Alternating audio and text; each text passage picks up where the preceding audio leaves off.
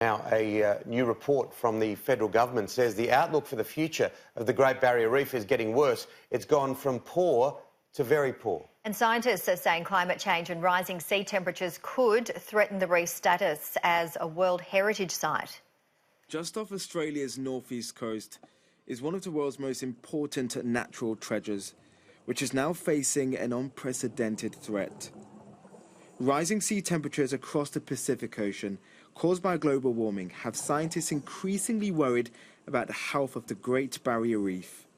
The government agency in charge of managing the reef has downgraded the future outlook for its ecosystem from poor in 2014 to now very poor. This reef has suffered in the last few years 6 cyclones, 2 major coral bleaching events and various attacks by the predator crown of thorns starfish. So, unsurprisingly, the outlook is that the condition has deteriorated.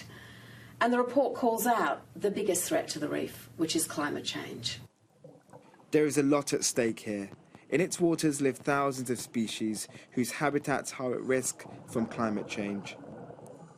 The reef is estimated to be worth at least £3 billion a year to the Australian economy, attracting tourists from around the world. But the author of this report says if action is taken now, it may not be too late. The long-term outlook is very poor. That's largely driven by climate change.